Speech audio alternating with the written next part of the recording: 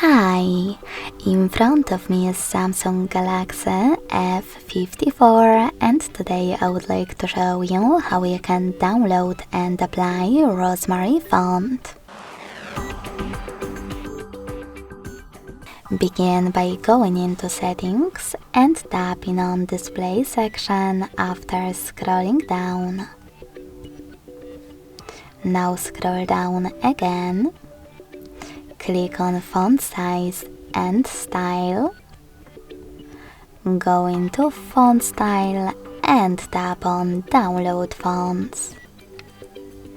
Now just download Rosemary 1 by hitting this icon next to it or tapping on it and selecting install.